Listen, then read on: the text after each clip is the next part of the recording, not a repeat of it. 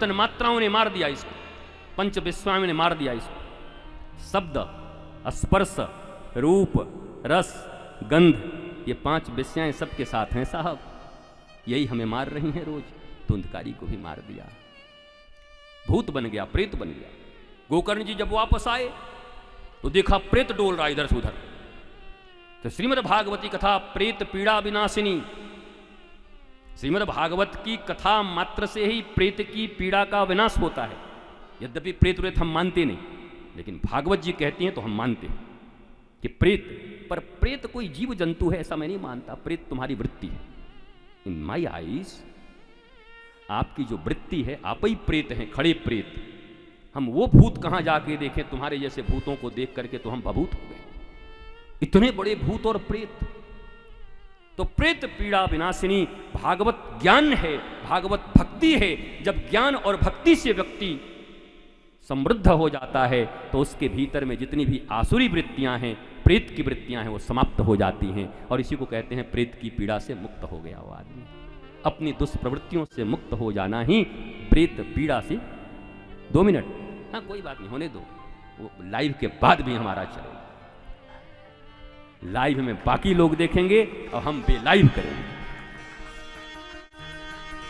तो जो भी चैनल पर देख रहे हैं, आप शुभ पर और संस्कार पर देखेंगे, उनके लिए तो अच्छा, तो हम चलते हैं। पर यहाँ बैठे हुए लोगों के लिए थोड़ी सी और इसको विश्राम दे देंगे हम 10 मिनट के भीतर में, क्योंकि अब क्या करें, अब सीख जाएंगे धीरे धीरे, हम मर्यादा सीख जाएंगे कि 2 ही घंटे में बोलना है, 3 घंटे में बोलना है। अब बताओ जो 14-14 घंटे बैठ के बोलता हो, हाँ, उसको 2 घंटे में तुम लोगों ने बांध दिया पकड़ के, गोल गोल ऐसे करके कि इतना ही बोलना है। तो मेरे इस चैनल के माध्यम से देख रहे लोगों के लिए इतना ही है महात्मा, दुनिया में महत्व इतना ही है कि जब किसी भी चीज का महत्व जानोगे तब अपनाओगे।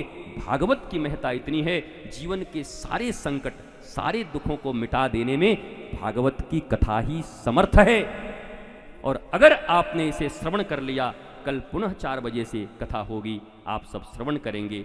और 5 मिनट के लिए यहाँ बैठे हुए लोगों से मैं बात कर लेता हूँ।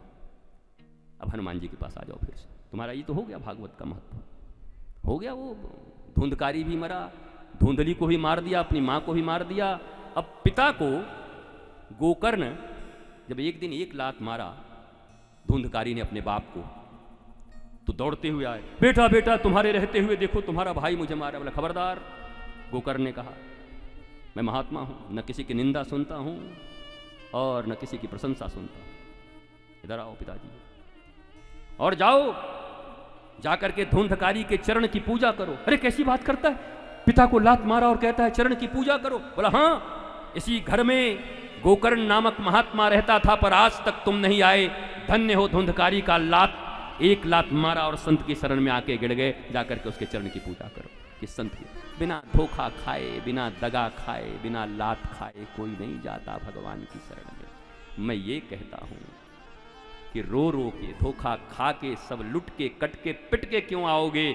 आना हो तो मैं सत्य कहता हूं, मेरी तरह आओ। जब पूर्ण आनंद में रहो, संपत्ति हो, सब कुछ हो, उसी दिन जाकर के गुरुदेव भगवान के चरणों में अपने आप को समर्पित कर दो कि मैं तुम्हारा हूं। लुट के, पिट के, कट के, हट के, हाय हाय करते हुए तब भी आओगे तो ठुकराएंगे नहीं भगवान।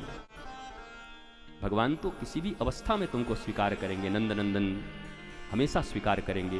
पर जरा उनको भी कुछ अच्छी फीलिंग दो ठाकुर जी को। ठाकुर जी हाँ मर्सिडीज लगी है, ओके। नहीं है मर्सिडीज तो मारुति है, ओके। अरे साइकिल अपनी है, नहीं है 11 नंबर की गाड़ी अपनी है, हाँ ये तो है।